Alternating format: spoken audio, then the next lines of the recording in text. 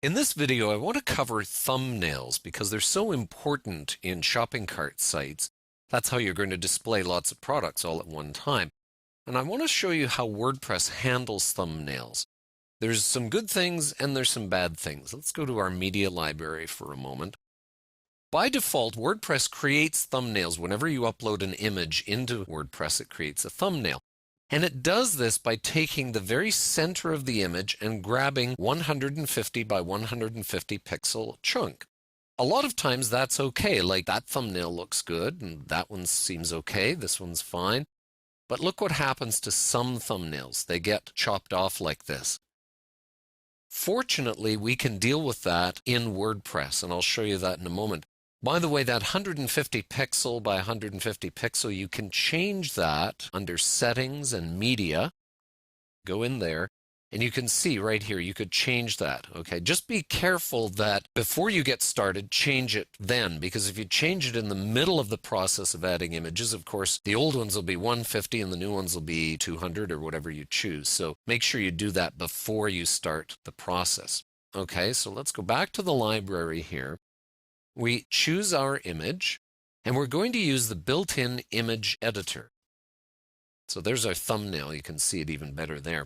By the way, a lot of WordPress shopping cart plugins actually create their own thumbnails as well, and you can't edit them from here. You have to have a plugin to do that, and I'll talk more about that when I get to those plugins. But for a lot of purposes, you'll be able to use the WordPress editor right here. You just click Edit Image.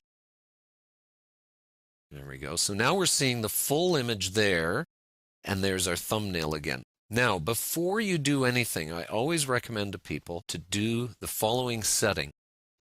See here it says Apply Changes to, and by default it's set to all image sizes. But we don't want to change all the image sizes. We only want to change the thumbnail. So do this first, because you're going to forget if you wait. Do this first, and then start working with the image. And the way you work with the image is you just start drawing on it like this, okay? And that's going to create this box that you can use. Now remember, a thumbnail typically is a square. That's usually how we do it. So what I tend to do is I tend to draw a square like that. Maybe I'll make it a little bit bigger, let's say. In this box over here, I just make sure that they're both exactly the same. So 524. Now it's exactly square. So I know proportionately I'm dealing with a square area.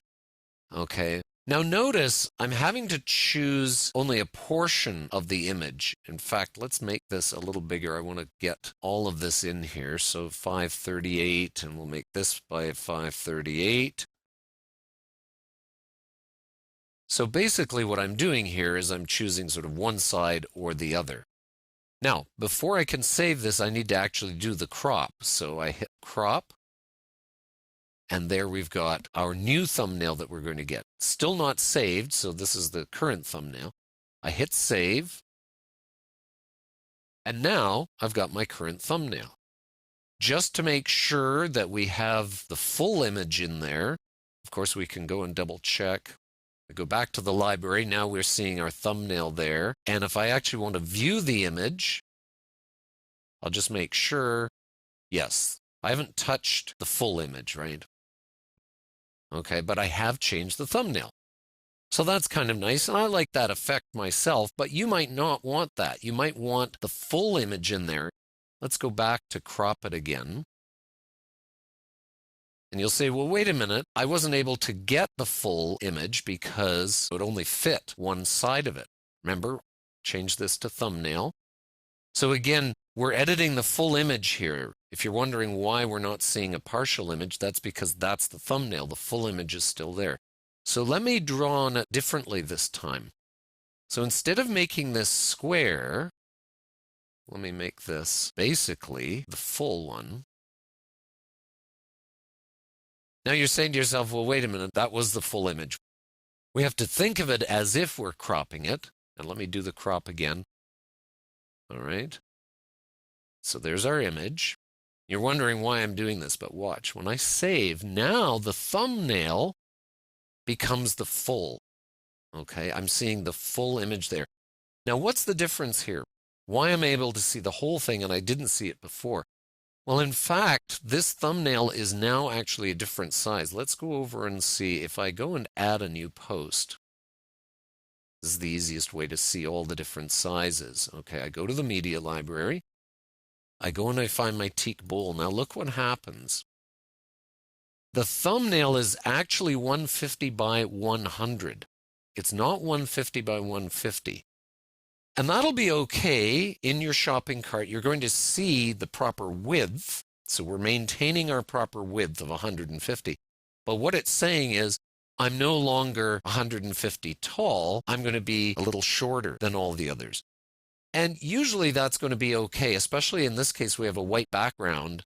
And if everything else has a white background, it's not going to show. Where it may make a difference is if it's a solid image without a white background or without a common background. You might start to notice, hey, that thumbnail's a little shorter than all the others. But again, that's not a huge deal if what you're trying to do is show the whole product. So anyway, there are a couple of options you've got for making your thumbnails work through WordPress itself.